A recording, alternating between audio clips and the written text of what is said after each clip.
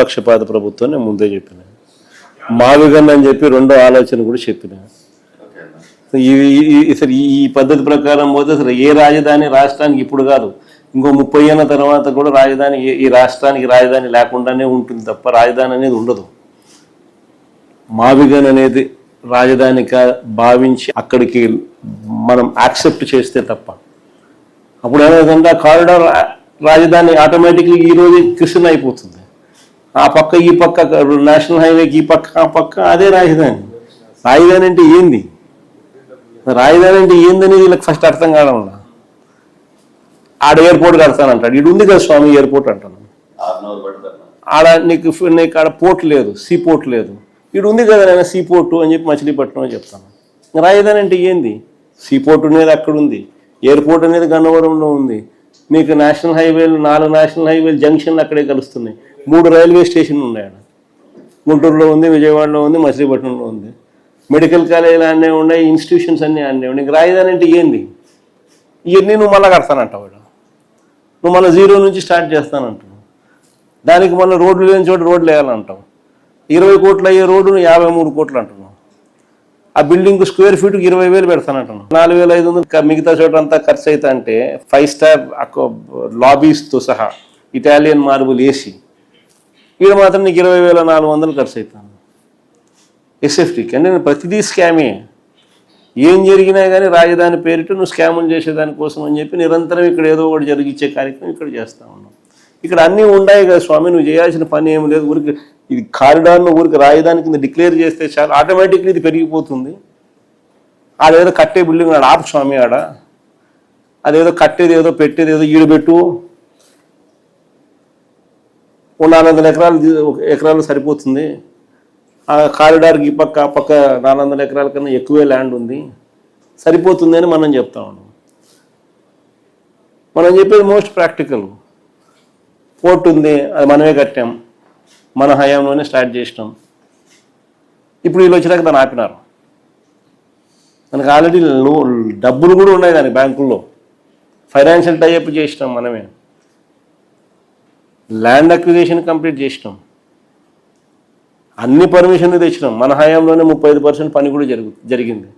వీళ్ళ హయాంలో దాన్ని ముందుకు తీసుకోవాల్సింది పోయి ఆపేసినాను. ఏమంటే వీళ్ళ మనుషులు చుట్టూ ల్యాండ్ కొంటున్నారు. నాన్న చెప్తున్నాను, అక్కడ పనులు అయిపోయినాయి కదా. సో అట్లుంది పరిస్థితి. ఏమంటే ఆడ స్కాములు కావాలా, మళ్ళీ ఆడ రియల్ ఎస్టేట్ చేయాలా, రియల్ ఎస్టేట్ చేయండి ఆడ పనులు మొదలుపెట్టడం. సో పోర్టు పనులు ఆపడము, ఈయన చుట్టూ ల్యాండ్ కొనుక్కోవడం, తర్వాత మళ్ళీ పోర్టు పనులు స్టార్ట్ చేయాలని.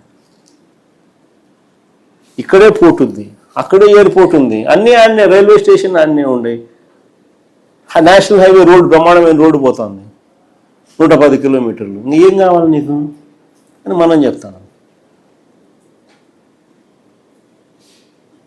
ఇది ఎక్కదు. ఎందుకు ఎక్కదు? ఇది స్కాములు జరుగుతాడు.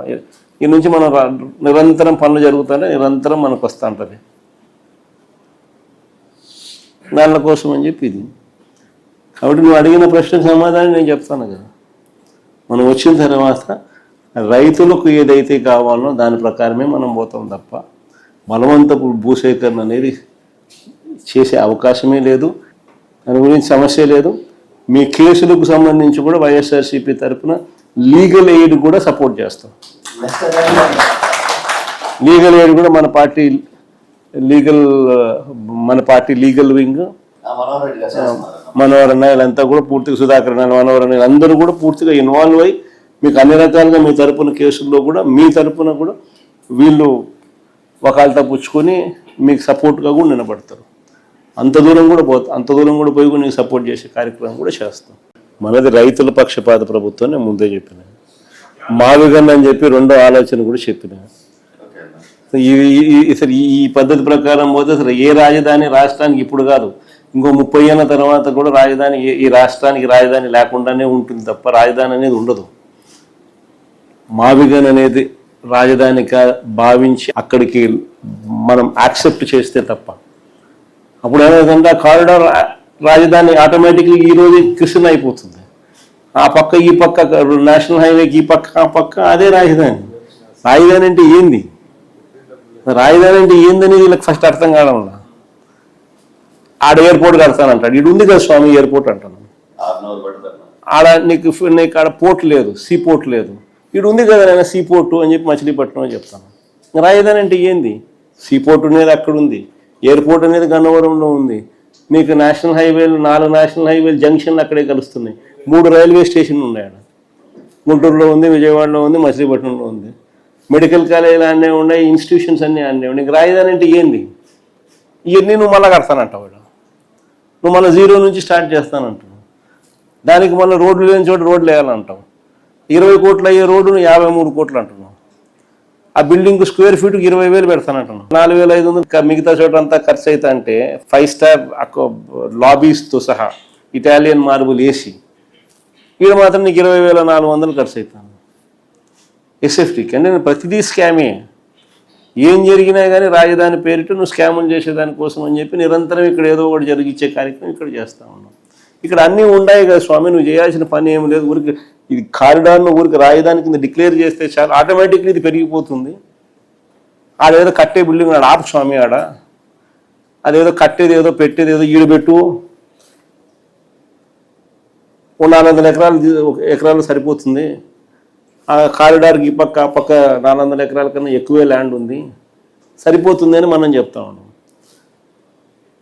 మనం చెప్పేది మోస్ట్ ప్రాక్టికల్. పోర్ట్ ఉంది, అది మనమే కట్టాం, మన హయాంలోనే స్టార్ట్ చేసినాం. ఇప్పుడు వీళ్ళు వచ్చినాక దాన్ని ఆపినారు. మనకు ఆల్రెడీ డబ్బులు కూడా ఉన్నాయి దానికి బ్యాంకుల్లో. ఫైనాన్షియల్ టైఅప్ చేసినాం మనమే. ల్యాండ్ అక్విజిషన్ కంప్లీట్ చేసినాం, అన్ని పర్మిషన్లు తెచ్చినాం. మన హయాంలోనే 35% పని కూడా జరిగింది. వీళ్ళ హయాంలో దాన్ని ముందుకు తీసుకోవాల్సింది పోయి ఆపేసినాను. ఏమంటే వీళ్ళ మనుషులు చుట్టూ ల్యాండ్ కొంటున్నారు. నాన్న చెప్తున్నాను, అక్కడ పనులు అయిపోయినాయి కదా. సో అట్లుంది పరిస్థితి. ఏమంటే ఆడ స్కాములు కావాలా, మళ్ళీ ఆడ రియల్ ఎస్టేట్ చేయాలా. రియల్ ఎస్టేట్ చేయండి, ఆడ పనులు మొదలుపెట్టడం. సో పోర్టు పనులు ఆపడము, వీళ్ళ చుట్టూ ల్యాండ్ కొనుక్కోవడం, తర్వాత మళ్ళీ పోర్టు పనులు స్టార్ట్ చేయాలని. ఇక్కడే పోర్ట్ ఉంది, అక్కడే ఎయిర్పోర్ట్ ఉంది, అన్నీ ఆడనే రైల్వే స్టేషన్ అన్నీ ఉన్నాయి. నేషనల్ హైవే రోడ్డు బ్రహ్మాండమైన రోడ్డు పోతుంది, 110 కిలోమీటర్లు. ఏం కావాలి నీకు అని మనం చెప్తాను. ఇది ఎక్కదు. ఎందుకు ఎక్కదు? ఇది స్కాములు జరుగుతాయి. ఈ నుంచి మనం నిరంతరం పనులు జరుగుతుంటే నిరంతరం మనకు వస్తూ ఉంటుంది. దానిల కోసం అని చెప్పి ఇది. కాబట్టి నువ్వు అడిగిన ప్రశ్నకు సమాధానం నేను చెప్తాను కదా. మనం వచ్చిన తర్వాత రైతులకు ఏదైతే కావాలో దాని ప్రకారమే మనం పోతాం తప్ప బలవంతపు భూసేకరణ అనేది చేసే అవకాశమే లేదు. దాని గురించి సమస్య లేదు. మీ కేసులకు సంబంధించి కూడా వైఎస్ఆర్సీపీ తరఫున లీగల్ ఎయిడ్ కూడా సపోర్ట్ చేస్తాం. లీగల్ ఎయిడ్ కూడా మన పార్టీ లీగల్ వింగ్ మనోహర్ అన్న వీళ్ళంతా కూడా పూర్తిగా, సుధాకర్ అన్న, మనోహర్ అన్న అందరూ కూడా పూర్తిగా ఇన్వాల్వ్ అయ్యి మీకు అన్ని రకాలుగా మీ తరపున కేసుల్లో కూడా మీ తరపున కూడా వీళ్ళు వకాల్తా పుచ్చుకొని మీకు సపోర్ట్గా కూడా నిలబడతారు. అంత దూరం కూడా పోయి నీకు సపోర్ట్ చేసే కార్యక్రమం కూడా చేస్తాం.